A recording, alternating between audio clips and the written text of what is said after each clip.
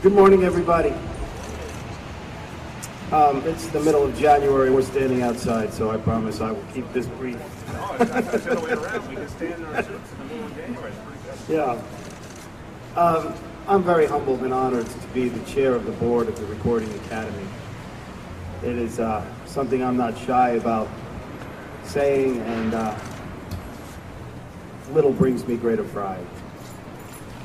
But today, this week, and especially today, I might be even just a little bit more proud to say I'm a native New Yorker and a longtime member of this New York chapter. I'm so delighted to be here and to know that the Recording Academy is going to have its very own home in this great city. We're a national academy, but we serve our membership and the music community at large through our local chapters across the country.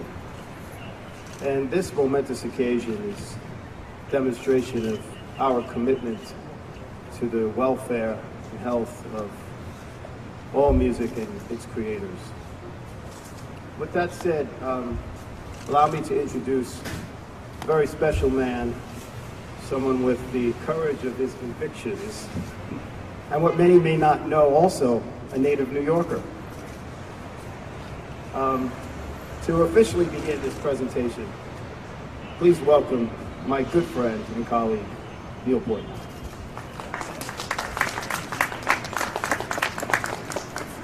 Thank you, John. Good morning, and I want to give everybody a warm welcome. That's probably what we need, a warm welcome. I want to thank the weather forecasters for getting us some decent weather this week. We're excited about that. And it's my great honor and privilege to officially begin the historic celebration of the Recording Academy's 60th anniversary. And it's the first Grammy Week held in New York City in 15 years. As a native New Yorker, which has been revealed to you, it's always great to be back home in this vibrant, iconic birthplace and center of so much of the world's culture and certainly music. And speaking of home, we're gathered here on 37th Street in Murray Hill section of Manhattan in front of a magnificent building. It's a townhouse originally built in 1860, and it's been preserved and pampered over the years to maintain its beauty, its style, and its important history. And it's soon to become home to the Recording Academy's New York chapter. And actually, that was our second location in the United States, opened shortly after the founding of the Academy in 1958. This wonderful location will serve as our permanent space here in New York, and it marks the first time we will own our offices, and then we own a real piece of the Big Apple. And we expect to be far more than just occupants of the building. We look forward to increasing the mark we already make on the musical landscape of this great city, and the support, the inspiration we provide to our creative community here, and the many programs and initiatives we create and we present every year. Now, the previous owner of the building personally told me how he and his family would invite upcoming classical musicians on their way either to Carnegie or Town Hall to kind of try out some of their repertoire right here in the acoustically special parlor room, which is right behind us. What a great legacy for the Academy to inherit. And I'm sure there'll be many musicians and people within our music community, and indeed the whole city, who will carry on such a worthy and inspiring agenda, along with the many important and impactful missions that we develop, that we promote, and we support. So I'd like to acknowledge and recognize some of the Academy's fine elected leaders here, including our National Board Chair, John Papo, who introduced us, the Vice Chair of the Academy, Ruby Marchand. Both of them are right from here in New York. They're native New Yorkers. Our New York Chapter President, Ben Allison, is here. Our New York trustees and governors are going to join us shortly for the walk inside. Our New York Chapter Executive Director, Nick Cucci. It's thanks to all of them and to our tireless staff for their dedication and contributions and for making this an important milestone for us right here in New York. So shortly, we're going to officially cut this ribbon, which signals the beginning of our project to renovate and evolve this building into a facility which will make not only the Recording Academy proud, but all of our neighbors and friends here in the city. Will make them proud as well.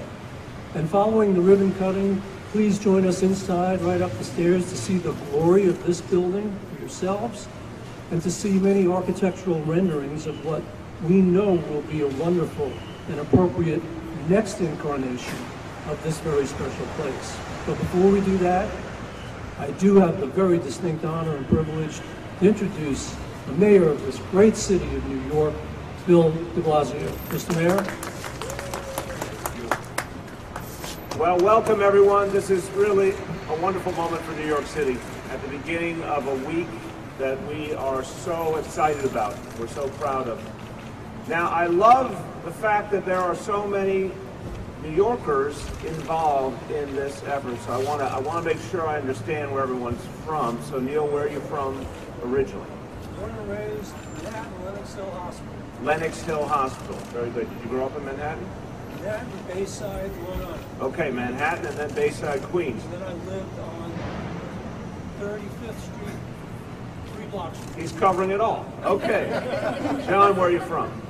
Born in Brooklyn like most of the world and grew up on Long Island. Born in Brooklyn like most of the world. That is a very true statement. It's a particularly true statement I've noticed in California, that all the great innovative talent in California actually comes from Brooklyn. Ruby, where are you from?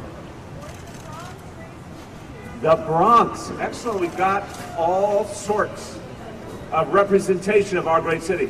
So, as everyone knows, we have a very particular relationship. And this city of New York has a very particular relationship with Los Angeles, and we have a friendly competition at all times.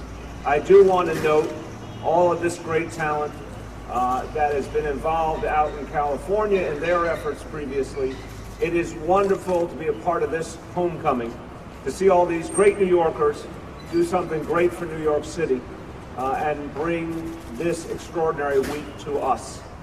And, excuse me, we know it in this city, a wellspring of so much of the musical talent that becomes so prominent not only in this country but all over the world. We are very proud to be the capital of music in the world. And it's so wonderful to have this occasion, the beginning of a week that really recognizes what the music scene in New York City means all over and how much we contribute.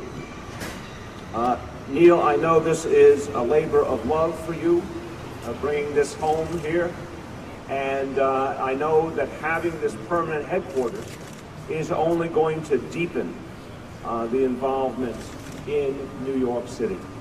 I want to thank members of my team who worked so hard to make sure that New York City would have this opportunity.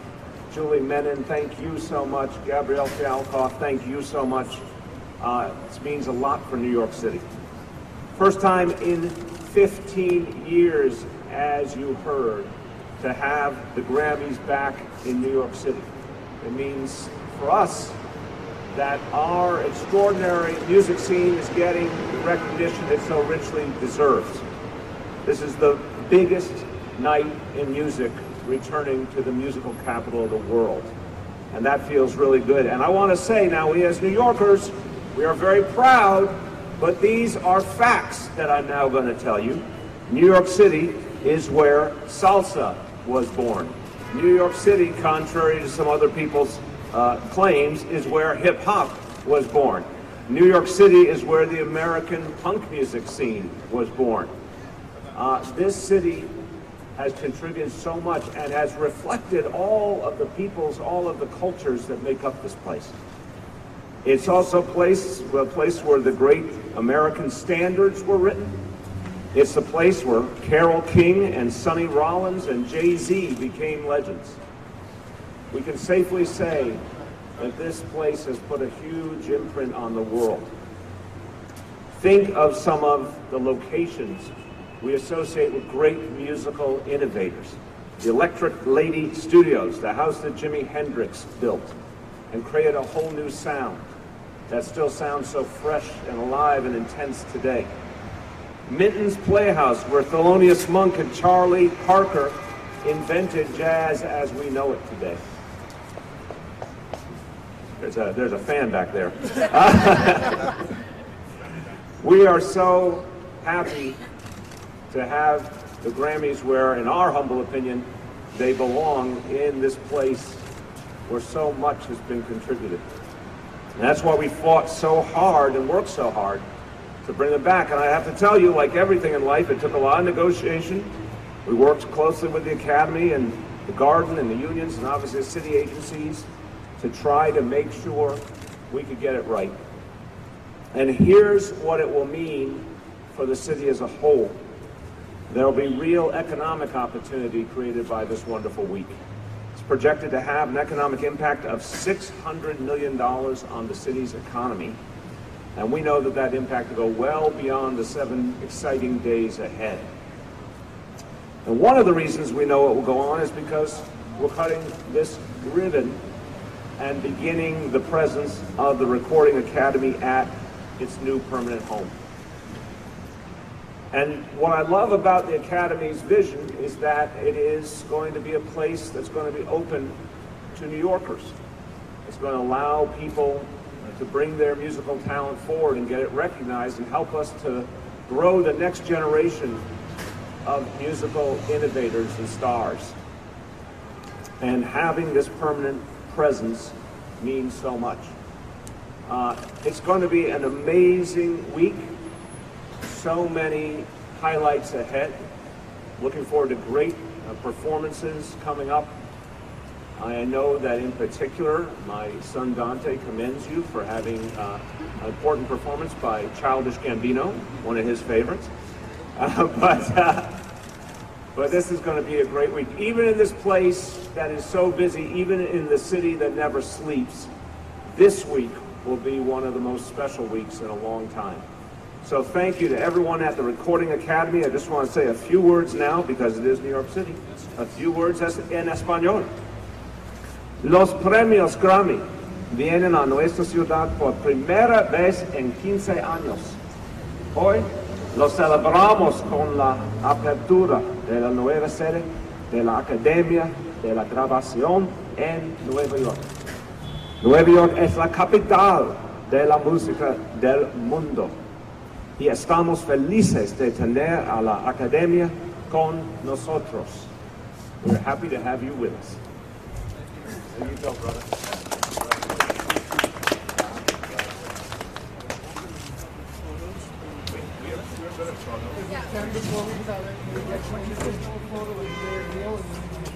Whatever you tell us to do. And then all three together. Complex. With the scissors. You each get a scissors. Yeah, well, we'll start with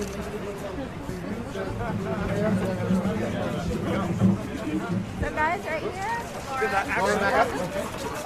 Guys right here with me? This is our photographer here. And one more with me, please, straight ahead. Neil right here. That's in New York, too. Right here, one more time, guys. Perfect. Can you gentlemen right down here, please? Yes, sir. Good. Okay, John and the mayor, quick, and then I'll do it. All right, guys, start with me right over here. I said to the mayor, you didn't know you were loyal, did you?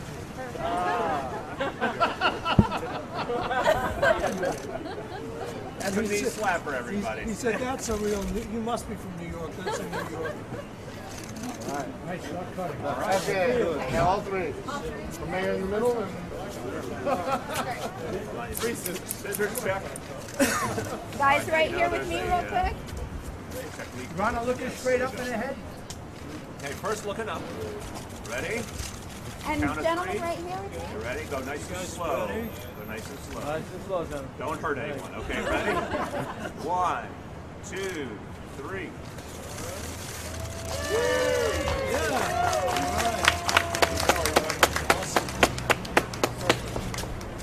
Look at that. Yes, we did it. We did it on the first try. Be happy. why don't we just hold here for a second while he walks inside, and then we can go inside.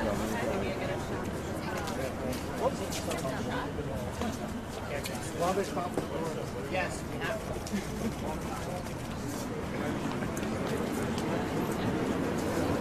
And that will